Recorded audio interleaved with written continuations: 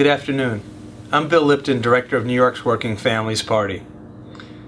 Today, Governor Cuomo addressed New Yorkers with significant proposals to raise the minimum wage, relieve student debt, and reform our criminal justice system. Working Families members have worked hard on these issues, and we applaud the governor for these measures.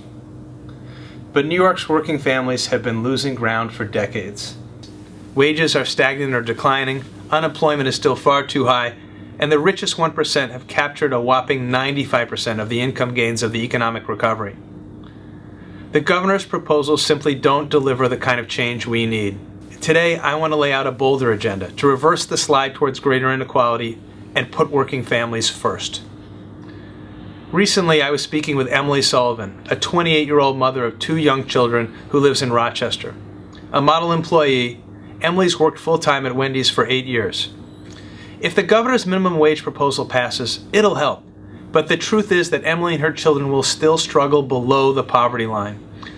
We call on the governor to follow San Francisco and Seattle's lead and pass a minimum wage people can actually live on, $15 an hour.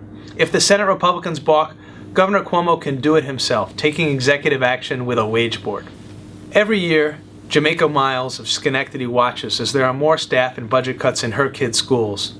By the time her 4th grader Elias reaches high school, there may be no more of the advanced placement classes that helped her eldest daughter get into NYU. And there may be no pre-K slots at all by the time her youngest, Malia, turns 4 next September. Now, some critics say that money isn't important in solving our education problems, but they might find it hard to tell that to Jamaica when her kids' schools get $10,000 less per pupil than wealthy schools. Now's not the time for education proposals that cynically pit New Yorkers against each other and divert taxpayer funds to private schools and privately run charters. We need a comprehensive, ambitious approach to education that actually leaves no child behind. First, let's extend universal full-day pre-K to the entire state. Currently, only 4% of our 4-year-olds outside New York City are enrolled. Second, let's fully fund all our public schools so that every kid attends a school with adequate music, art, language, and technology classes. In low-performing schools, let's invest in extended day, teacher mentoring, and on-site medical and social services.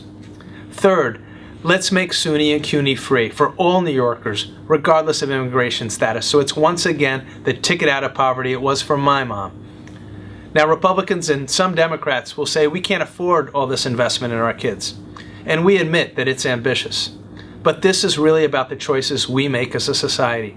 Wall Street is booming. An apartment overlooking Central Park in a building built with taxpayer subsidies recently sold for $100 million. And meanwhile, 23% of New York's children live below the poverty line. It's time to ask the wealthy to pay their fair share to fund education so all our kids have opportunity. Governor, let's roll back the estate tax and bank tax cuts you passed in your first term. Let's return the millionaire's tax to the higher 2009 levels. Let's stop giving unjustifiable subsidies to developers and businesses. Let's remember, education is a good investment. Taxpayer subsidies for $100 million condos, not so much. In the area of criminal justice, we applaud the governor's proposal to stop treating youth offenders ages 16 and 17 as adults. But the Eric Garner decision has shaken our faith in the guarantee of equal justice. We believe Black lives matter, and the governor can show they do by appointing a special prosecutor for complaints of excessive police force against civilians.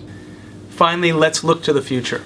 On October 29, 2012, Kaylin Callahan, her husband Clem Harper, and their 2 children watched the waves from Superstorm Sandy as they flooded their apartment building in Rockaway, Queens.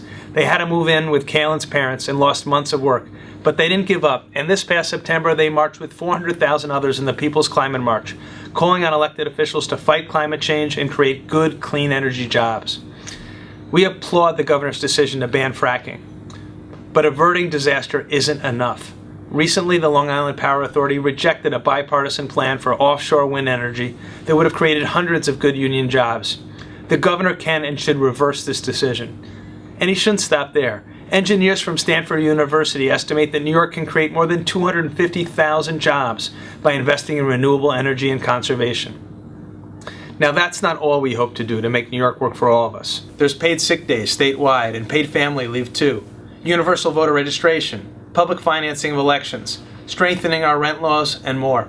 Most New Yorkers know that something's wrong in Albany, and they know what it is. The voices of working families are drowned out by wealthy interests that make enormous campaign contributions.